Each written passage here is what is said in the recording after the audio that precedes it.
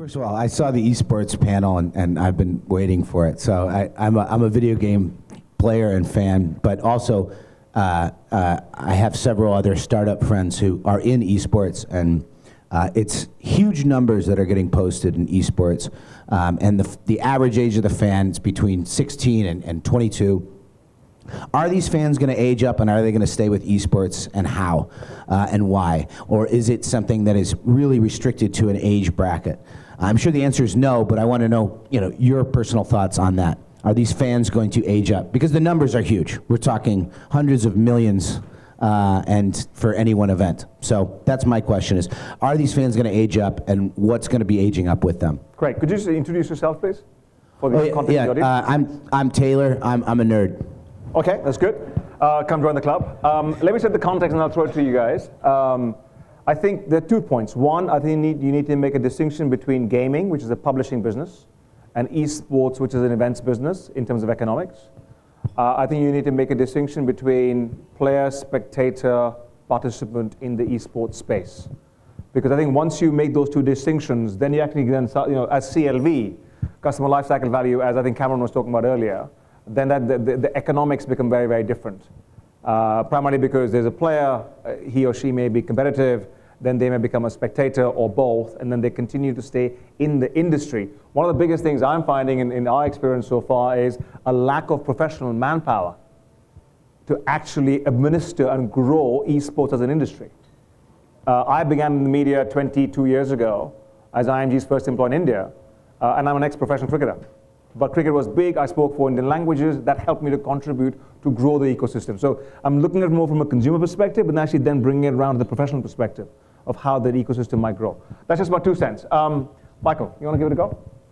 Yeah, thank you very much. It's a fantastic question. Thanks for the support. Gaming is a passion point, right? And participating in that culture is part of somebody's passion. And I think passion points die very, very slowly, right? We're all runners, we're endurance sports athletes. We may not have the body, we may not have the time, but that's still going to be the passion point of a lot of people in this room moving forward. I don't think that a 16-year-old who spends 12 hours a day gaming or watching GVC gaming video content is going to do the same thing when he's 26. I think he's going to do a little bit of that, but I think that if you look at like the psychographic profile of why that person loves gaming, it's the digitization of sport. So he may be a drone racer in 10 years. He may be accessing some other aspect of that culture, right? And we don't know exactly what that's going to look like in 10 or 12 years because we don't know what the industry looks like. It's still so nascent, right? And there's, as we just heard, the professionalism, the infrastructure, the culture around gaming and esports is only now coming to the forefront and only now being, I would say, professionalized. So we don't know what that looks like in a decade as somebody's 25 years old. What I can tell you, and I know this from the meetings that I take and the question you just asked, you may not be spending 12 hours a day, but that's the first question you asked. That's still part of who you are. So we know it's always going to be there, right? Nicholas, you want to have a go? Yeah, so I've been in esports about 15 years as a player, manager. Did my first competitive game in about 13 years back. Sean also go about way back, and we've been organizing tournaments and all that. And we do see players growing up, but they from players, some of them actually end up not being in the industry. Some of them end up trying to work in the industry. But as Michael mentioned, they do migrate from players to spectators. I think some stats put it as like 40% of those who watch esports no longer play or don't play, but they like to watch.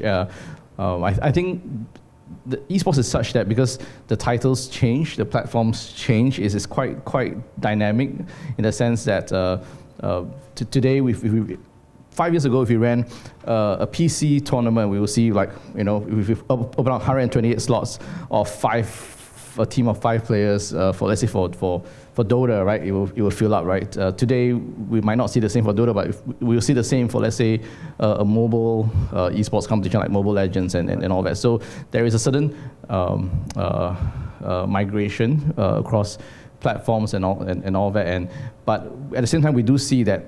And when we do collect stats around like those who sign up for our events, I think the biggest events that we run, we have about 4,000 participants who actually sign up for the tournaments, and we do see that the age groups as they always come in, like they try to squeeze in at our events at about 15, 16 years old and around, but we try to kind of cut off like, okay, at least she has to be 16 and above, but they try to squeeze in, and we do see the shift in the type of games that they play. At the same time, we don't collect as much data around the spectators, but we do see that the spectators continue to be there and they continue growing. So I don't have a crystal ball at the moment. I can't tell you that moving forward, but right now we're seeing that folks are growing up with esports. They are, even as they are getting into their late 20s and early 30s, they are still watching and being involved in esports in some ways. I think it's from a, just before I come to Oscar, from a unit economics perspective, a sport becomes larger from a mass participation perspective, and the economics actually become far more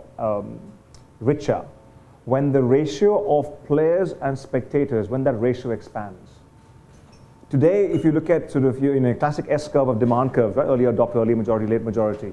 Today, the ratio of the percentage of people in the audience for an esports event, there's going to be a very large percentage who are gamers, active gamers. That's not necessarily the case in a Premier League football game.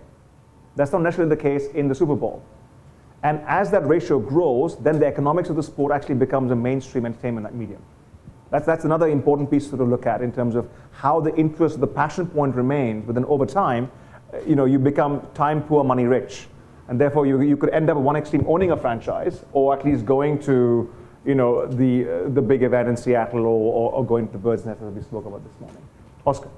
Yeah, and thank you, UNMISH, for bringing up the point, the distinction between gamer and esports viewer, because I would argue it is very much a natural path for someone who is young, in your 16 to 22-year-old range, to graduate from that into an esports viewer. I mean, that is a very, very common story that we hear, which is, okay, a kid sits around playing games 6, 8, 10 hours a day, then they go to college or they get a job. You don't have time to play as much per day. It's easier to put on a pro game 45 minutes a day. You don't need to pay 100% attention, and you can still appreciate it. Like you said, Nicholas, some of them don't even play anymore.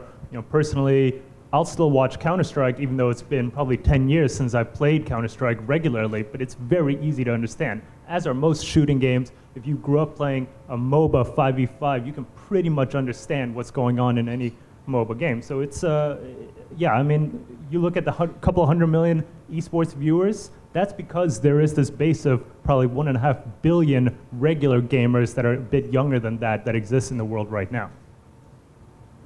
Talking of Counter-Strike, why don't you have a go?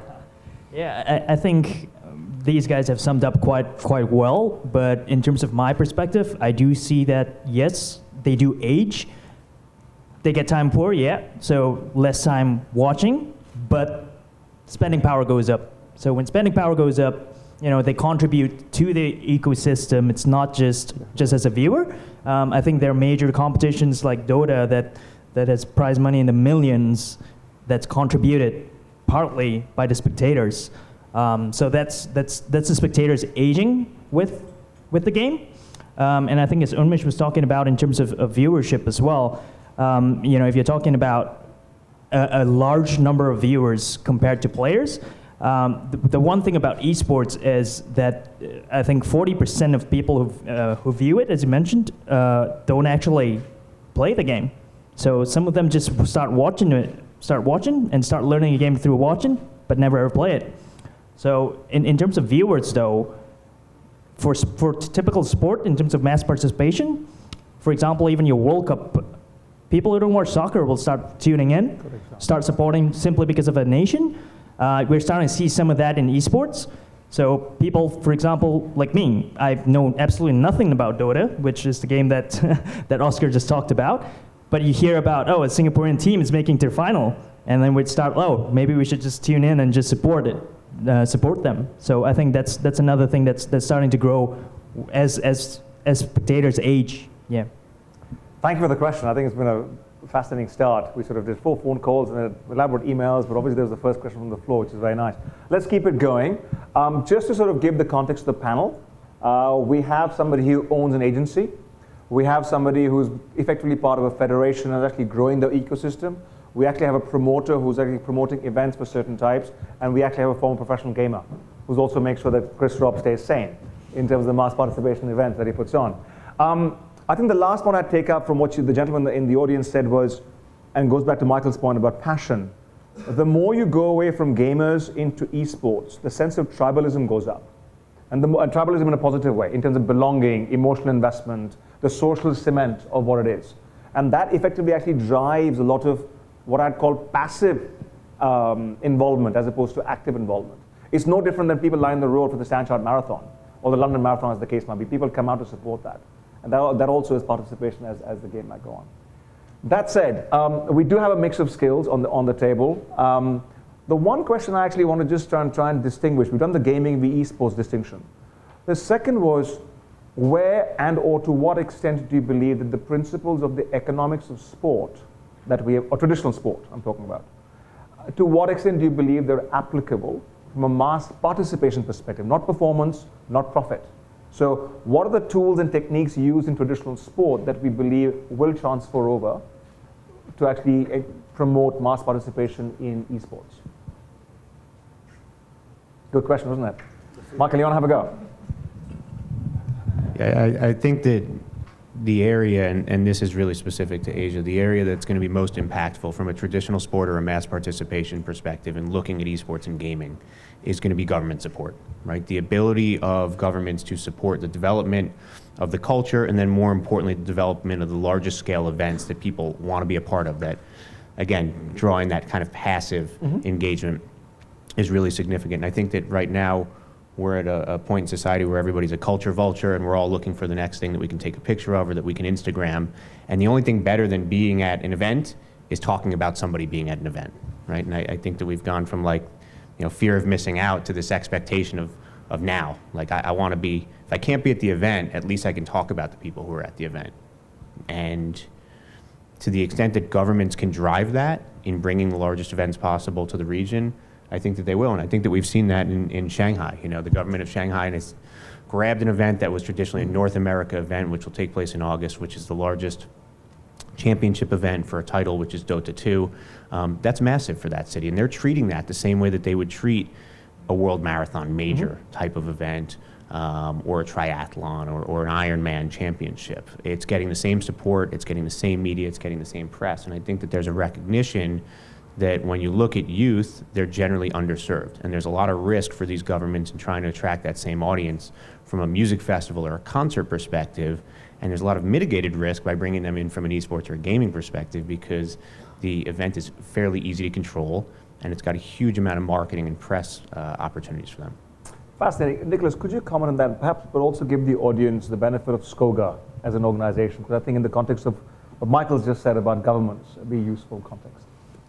Right, so SCOGA, we were set up as a non-profit about 11 years ago, and people always ask us why are we a non-profit when we're involved in about at least 60-70% of everything that goes on in esports in Singapore. I say, well, in those days nobody made money from esports, so might as well be a non-profit and try to get maybe some support. Non-profitable. Non-profitable, right? So we do get funding and support from grants and government and all that. And I think we looked at everything that's going on in the ecosystem. We look at where the gaps are, and a huge gap was kind of what Michael called out, was getting the stakeholders like the government to understand and be involved and support esports. And I think if you read the news today, you see a lot of lift in the area. The stakeholders are coming on board there. And I think and over time then we have to evolve our role as well. So when we look at ecosystem investments right now, we managed to convince the government to invest in an esports academy where we're looking at really just player development,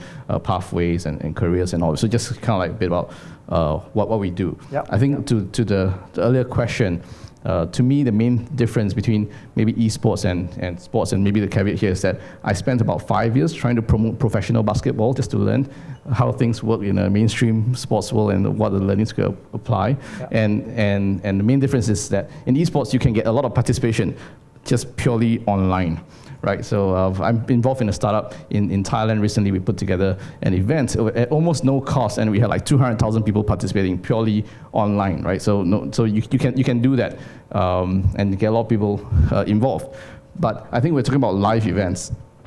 That's challenging. And I think what I learned from promoting professional basketball is like, it's a lot about the entertainment value, right? How do you put together a show? How do you get people to buy tickets and come out and fill up a stadium, right? That's what we did in basketball. And it's the same thing when you put together a live esports event, right? And you talk about kids who stay at home, in their pajamas watching an event, and then you talk about thousands or tens of thousands of them turning up to support their teams. You talk about tribalism and all that. You need to have that little extra, and I think a lot of the things that we do in putting together live events, entertainment value and all that applies. It's one of the things that we've learned. Yeah. Okay, so it's much more on the entertainment piece. Yeah. Sean, you competed professionally, or whatever that meant a decade ago, from your late teens for 6 years. And obviously you've seen this whole ecosystem sort of evolve. What was it like? It was pretty tough, timing-wise, socially, time, money, all that kind of stuff. Yeah, I mean we've come a long way since. It's been more than a decade, and obviously things in terms of publicity, coverage, prize money, and especially also coming back to the question you posed right before this. It's what parallels can we draw from mainstream sports? And I think one of the biggest things that esports does is fandom. So I think Lizzie earlier also talked about affinities with teams, players, etc. And I think esports is very high on that. Every player, whether it's a single player game or a team game, I think right now, if you look at it, everyone has a persona to them. Everyone's got a different flavor, and that's what resonates with people. I think as Lizzie put up as well, we just want to be part of a group. So I think that's what's happening more these days, and what we're seeing is a lot of not just spectators, but also sponsors trying to look at players who have the same concept, outlook, personality that resonates with their brand. So these are lots of things that never happened when I was playing. It was literally, let's just sponsor the best team because they're going to get the most coverage. I mean, nowadays you look at YouTubers, Twitch, and streamers, etc., getting way more sponsorship than the professionals who are winning championships. So I think that's one of the biggest changes. And just for my clarification, so fandom to your mind actually is the sense of community, both commercial and participatory, which then allows promoters to engage with an audience, brands to engage with an audience, and all that kind of stuff. Go on. Yep. Okay, yep. Oscar. Yeah, I think comparing the business models, obviously it's there are lots of similarities in terms of earning revenue through ticketing, sponsorship, broadcast rights, and so on. I think there are a few key differences. Quick ones, I would say broadcast rights, because most of esports is consumed online. That's a big difference. And with regards to how advertisers and sponsors can understand online viewership, streaming viewership, I think there's a lot of educating to be done in that field still. I think the fact that, like mentioned, it is technologically aided. People can be watching from all over the world at any given time. That's very powerful. I think the fact that gaming breaks down a lot of barriers, for example, geographic barriers, for example, gender barriers even, opens up a lot of opportunities commercially that don't really exist in pretty much any other mainstream sport. So I think, when you really get down to the nitty-gritty of it, there's a lot of differences, and it takes, back to your point earlier, UNMISH, I would say professionalization of the overall esports industry in order to educate all the different parties, whether it is brands, sponsors, broadcasters, governments, and actually even to game developers and teams on the other side of the spectrum, in order to teach them how to best present themselves and their sport in a different way to grow esports commercially. Okay, so we have some idea of what the crossover or not might be the case between sport and esport. We have some idea in terms of what your respective businesses are doing or trying to do in this ecosystem. I just want to try and sort of do a bit of a compare and contrast across mass participation in esports from the context of the US vis-a-vis Europe, Southeast Asia, and China. What we have is an American lives in Manila and there's a lot of business in China and increasingly Thailand. You have a Singaporean who's been involved in multiple things. A guy who's born in Sweden, went to university in Canada, has now found himself here, and a professional gamer. What do you believe, starting with you, Michael, what do you see are similarities and differences in fandom and the generation of fandom across different titles, of course, between, say, the US, for example, and Asia, which you cover? Yeah. I think we first have to look at infrastructure and history, right? So coming from North America, specifically the United States, we have 4 professional sports leagues. We have 4 very distinct seasons. We have infrastructure relative to physical brick and mortar venues for those pro teams to play in. We have broadcast networks for those games to be seen. And then going down to the age of 4 years old, you have little league and grassroots and youth sports. So there's an entire, not an industry, but really an entire culture around organized sport from a traditional stick and ball perspective. Going outside of that and being a, quote, nerd, right, is subculture, counterculture. And what in the US is cult, I think in Asia is culture. We don't have 4 seasons. We don't have an infrastructure outside of the major government, national governing bodies and organizing bodies, and let's say it's all right, football and badminton in most of the countries. Outside of that, we really don't have an infrastructure designed to support sport. And from a psychographic perspective, the rah-rah, macho, little league, varsity football culture that I grew up with in the US doesn't exist in Asia. And I think that we're looking at a generation of people for whom sport is inherently digital. And they're probably, I believe, not able to express themselves as outwardly as North Americans or Europeans would be. And that cult mentality around sport that was, hey, I'm a supporter of a football club, I'm a football hooligan, or I'm gonna wear a certain jersey, that didn't really exist. It doesn't exist. I don't see it here. But I see a lot of people who, when they play a game, become somebody who's totally different than the person that I know in the accounting office or the person I know from HR. Yep. Or you start talking to them about what you're working on, and they absolutely light up, right? And that's what I see here. So there is a major cultural acceptance for gaming and esports and anything that is digital sport or digital skill in nature that we just don't see in North America. So what you're saying is the online existence, as Nicholas talked about, and the fandom allows people to express themselves, which is often counterculture to the sort of traditional norm of society. Totally. And that's a huge opportunity. Look, which is a big difference. The dude in the office in New York who takes off his suit to show you that he's got a New York Knicks tattoo on his arm is the same guy here who's going to tell you that he spends 12 hours a weekend in a gaming cafe because that's what he's done since he was in college. Yeah, got it. Oscar.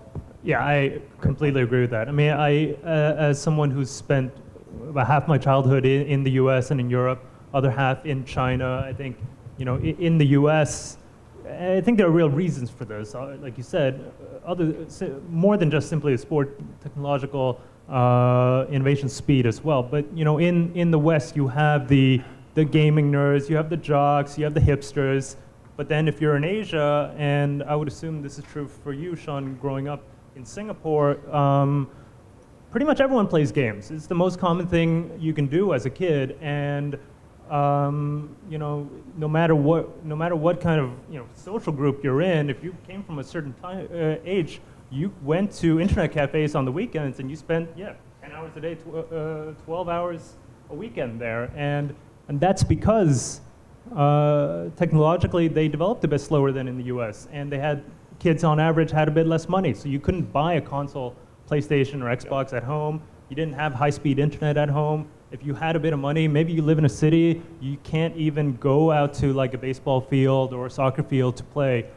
Where is the place where you can go socialize and not spend that much money? It's an internet cafe. So it's almost the coincidence of what you began with. The infrastructure in the US engenders certain behaviors and cultures and subcultures, whereas the lack of infrastructure and affluence has led to a very different kind of participation, which is very online. Right. Look, the ball field or the track or the public pool in North America, when there's one a mile from everybody's house, right? Here we've got mall culture and city-centric culture.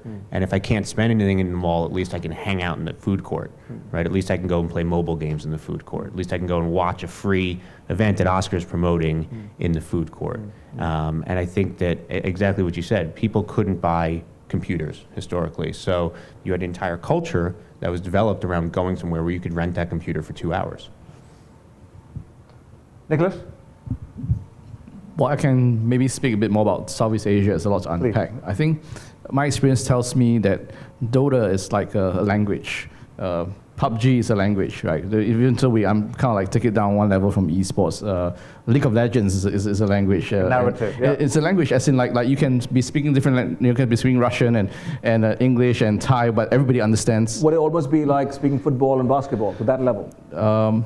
I don't know what that means in speaking basketball. In terms of the plays in basketball, it comes exactly. with a certain vocabulary and a character. Exactly, that kind of stuff. exactly, right. So if you break it down, each of these esports titles, the big ones are languages by themselves. But these languages are different in the sense that they are supported by technology in that sense. So recently, we worked with the Singapore government. We tried to host a League of Legends tournament across 10 countries in Southeast Asia. And one of the big learnings we had was that, well, League of Legends isn't played across all 10 countries in Southeast Asia because it's a PC title for the and it's intense on your computer resources. So it was played in maybe big in 6 out of 10 countries, and it wasn't big in Indonesia because in Indonesia everybody's on their mobile phones, and this is a PC title. It wasn't big in Cambodia because everybody is in Cambodia everybody was playing a game that nobody heard about called Vainglory, and this because it's all on the mobile phone. So there are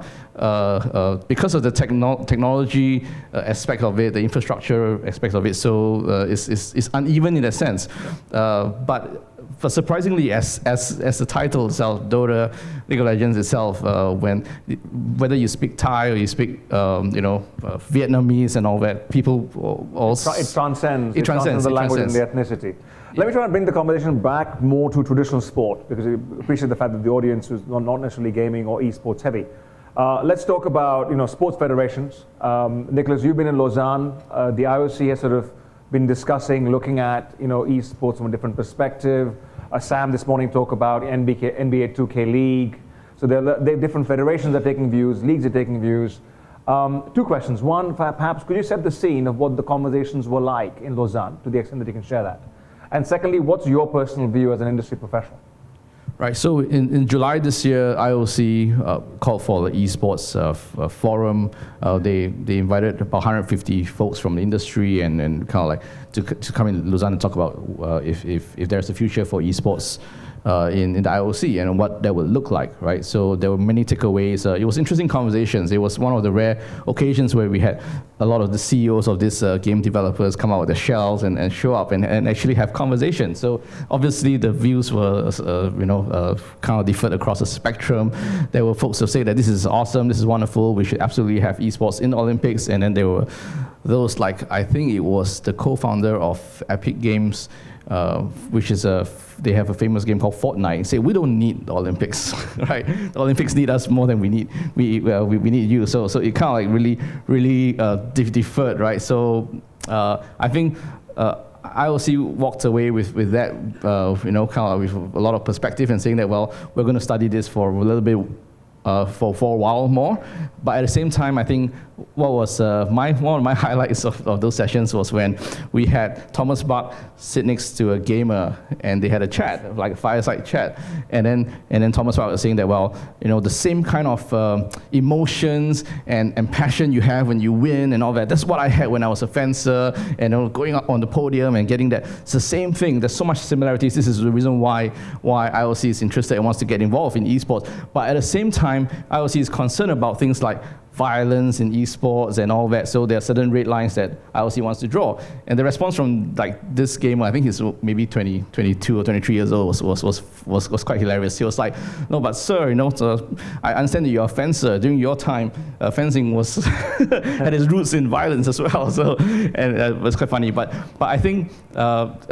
Going kind of like taking a step back, the thing about esports is that it changes really, really quickly. The titles change, like I mentioned, 5 years back it's PC, now it's mobile. Who knows, 5 years forward, it'll be AR, it'll be VR, and you can easily kind of like take the violence out, or any perceived sense of violence out from esports by changing blood to bubbles or something, right? I just want to bring the conversation back. Yeah. Oscar, you as a promoter, Michael, you as somebody who works with telcos in terms of creating events and reaching out to consumers, what are the challenges that you're facing from a sponsorship and monetization perspective? Because whilst we don't necessarily want to be, turning an event into a profit, there's a commercial reality of cost being recovered at least. So we almost take the marathon example and then take it forward and actually make it a revenue stream as the telcos are trying to do. What are the common challenges that you face? I like events that turn profit. Fair enough. What are the challenges that you face in turning a profit? Yeah, look, I think that the most difficult aspect for a brand in engaging with an event, and really anybody in trying to take an event and turning that into some aspect of a larger strategy, is that there is no consistent or concerted calendar throughout the year in most of these regions. So Nicholas's point that each of these games, each of the cultures around these games is its own language, is one of the wisest things that I've heard all year, and it's the end of the year, so congratulations. And it's absolutely accurate. Brands don't necessarily understand the space, and when they don't understand the space, they don't understand how to access it. And I think that there's an enormous amount of education that has to take place with advertisers and government officials as to the value chain of this space, number one, and then number two, the cultures and the passion points within that and understanding the different titles. From there, I think that brands can make more informed decisions about how they might approach that culture, because it's not event sponsorship. That's one spoke in a very, very large and complex wheel. It's almost like saying, how do you win in music? There's hundreds of different types of music. You have to really understand that culture and understand the audience and what are you trying to accomplish. Same thing with gaming. Yeah. Oscar. I completely agree. I think it's easy for people in the esports industry to feel this frustration with, oh, why don't companies get us? Why don't broadcasters understand the value? But it is actually incumbent upon the esports industry to make people understand. Sponsors, yeah, you can look at the fact that most decision makers for sponsors or broadcasters are probably not in the demo of playing games or growing up playing games. That's fine. It's not these are people who are smart enough to actually understand this culture if you put it to them in the right way. I think, like I said earlier, there is this need for groups that act as educators, act as glues within certain regions to help everyone in the ecosystem kind of grow up as it regards to esports. Okay, let's look at the next 12 months. Because we are looking at esports, the next frontier, so that means it's sort of on the horizon, but it's not quite here yet. What one or two sort of pivotal elements or trends that you believe need to mature, whereby esports then becomes perhaps a mass participation movement and acquires an inertia of its own, eventually then becomes more performance-oriented and therefore eventually turns a profit? You want to have a go? I mean, in terms of turning a profit, similar to what we just heard about sponsorship, I think the biggest thing is, for example, the IOC. The whole reason, correct me if I'm wrong, that they want to think about esports is because they just want to engage a younger audience. That was the reason why they were looking at it. And to me, that's the wrong idea. To me, if you're trying to look, it's the same as sponsorship and mass participation. Lots of times, sponsors go around and saying like, hey, we just want to sell more product, right? So let's go sponsor a marathon that has 50,000 participants. That they're like, yeah, we get 50,000 eyeballs at least, and that's the wrong thing. I think they need to figure it out a little bit more, understand the demographic a little bit more, because there's never a one-size-fits-all. You don't just go, I just want to be a title sponsor, I just want to be a t-shirt sponsor, that sort of thing. What's your key objective? And I think a lot of companies and sponsors in esports, they just don't go down to that level of what are we actually trying to achieve out of this activation, out of this sponsorship. What can we do beyond just a sponsorship? I think after this we'll hear a little bit about from TCS as well about what they do around that. But yeah, I think that's one thing that's kind of hindering the progress. So to summarize, we're saying sponsors getting more educated, but also I think it's probably a good time because the use of data in marketing decisions in the last 3 years has really picked up steam. So hopefully their need will be actually, there's a new vocabulary, a new language to do that. Okay, definitely. That's probably one takeaway. Nicholas? I think for us as SCOGA, where we've been placing investments is around the whole. We see a lot of participation. We see a lot of young people getting involved, and where we've been placing investments is in creating those pathways and making it clear. So pathways of whether you become a professional esports player or you become a content creator that a lot of people want to kind of watch and follow you online, or just getting involved in the kind of very kind of jobs around coaching, putting together events, casting, and all that. For us, that's where we've been placing investments, and we think that's the important frontier, if you like, in esports. And the reason why is because until it's clear, parents don't understand it. Parents want to say, like, my son is spending X amount of hours in esports a day, a week, and I'm afraid, and when they come to me, they're not talking about, I'm afraid he's addicted or not. And usually we speak to a lot of parents, right? And what they're afraid is that, is he going to end up on the streets flipping or something, right? Or sweeping the streets or something like that. Well, what you're fundamentally, so one is sponsorship, the other is talent pipeline, effectively. Exactly. One is a B2C, recreation, participation, competition, professional, and there's a B2B in terms of coaches, training, administration, as we sort of spoke about. So perhaps the two legs from a talent pipeline perspective. Oscar, Michael, who's to go next? Go, Michael. So just to recap, it was the biggest stories. Yeah. What do you believe? What is the trend which you believe, once it pivots and achieve maturity, will actually then lead esports not into it will become the next thing as opposed to being a frontier? I think that the thing that we have to get over. The thing that we need to get over in the next 12 months is kind of this froth that's around esports and gaming right now, which we saw in mass participation maybe 8-10 years ago. Major rush to money, major rush into branded events, rock and roll events. You've got Virgin doing something. Mary Wittenberg's taking a job with Richard Branson, which I think she's no longer in. And we've got to get over the froth around the industry, because it creates a lot of opportunities for failure. And when something is still in the nascent stage like esports and gaming is, and there's failure, it has a very disproportionate effect on the industry as a whole. We saw the same thing in music with, we're talking mass music festivals years ago, where there was a festival popping up every 2 weeks, and then when half of them were unsuccessful, the remaining ones then had a really negative halo around them. So I think we have to get past that. The other thing, though, that I think is going to help is kind of the inflection point for each of these titles or games is going to be the crossover between gaming culture and regular culture. So we had the League of Legends World Championships in Seoul, Korea, about a month and a half ago. There was a augmented reality pre-game show which featured a augmented reality group of K-pop performers who then went on to be chart toppers in the following week. And this is a group that doesn't exist. These aren't physical people. As a result of that crossover, we saw Drake, the hip-hop artist, on the same Twitch channel as Ninja, the #1 caster. And it wasn't that Ninja was participating in Drake's broadcast. Drake was a guest on Ninja's broadcast. That was an inflection point in a cross-cultural moment that I think is going to propel the space forward. And I think we'll see more of that. And that's going to add a lot of legitimacy and a lot of credibility to everything that gamers and esports enthusiasts are going to be participating in the next 12 months. Great 2 points. So less froth and actually gaming culture becoming part of mainstream culture and vice versa on equal footing. Oscar.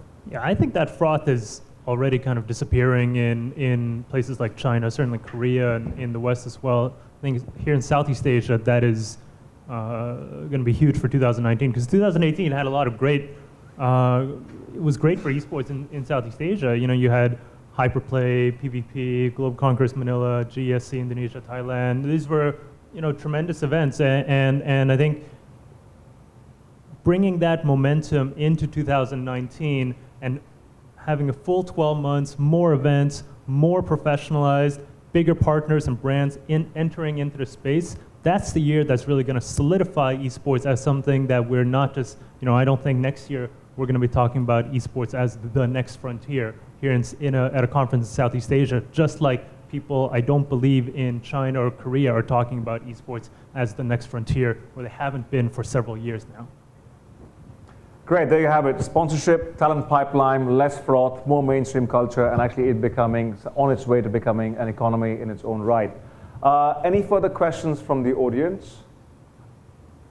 Otherwise, I'd like to request you to give our panel a hand and say thank you very much.